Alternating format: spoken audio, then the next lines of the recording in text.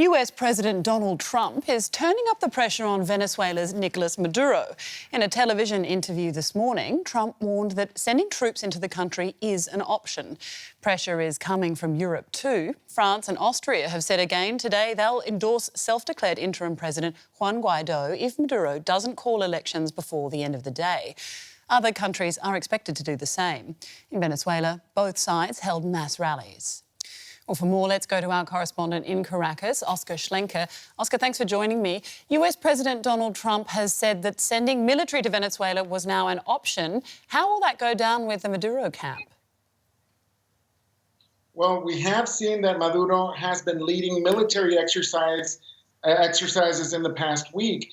He has vowed to strengthen militia that support his government. Other leaders in Maduro's government have called upon their supporters to defend the country against an imperialist strike against Venezuela.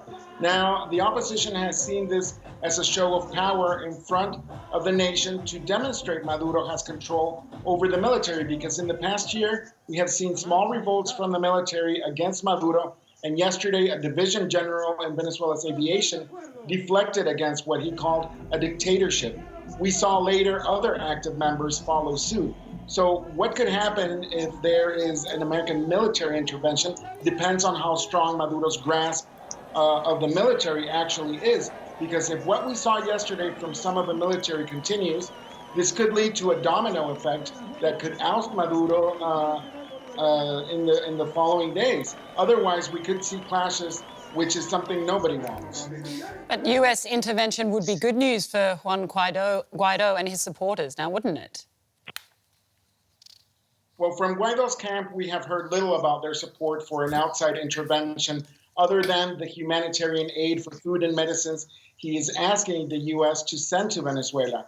Guaido has asked the Venezuelan military to allow this humanitarian aid to enter Venezuela and fight against Colombian guerrilla that have control of some areas in Venezuela that are needed to allow access in order to distribute this aid.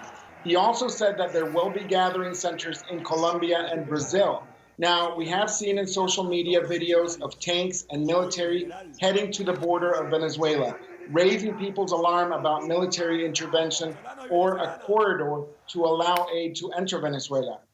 We've also heard rumors that if there is a military intervention in Venezuela, it would be led by Venezuelan military that are in exile, officers that left the country and deflected because of their opposition to Nicolas Maduro. We have seen several videos of these military in the past week from exiled Venezuelan military pledging support for Juan Guaido.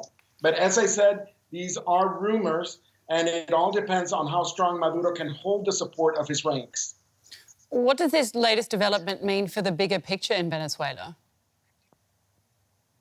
Well, anything can happen in Venezuela, but we have seen that the country has become the discord's apple between Russia and the US. And now with both countries dropping the INF Nuclear Treaty, there are fears of a new Cold War arising, with Venezuela acting as a new Cuba.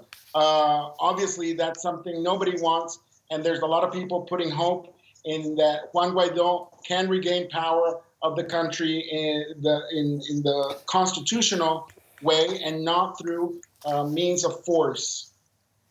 Well, DW correspondent Oscar Schlenker in Caracas, thank you.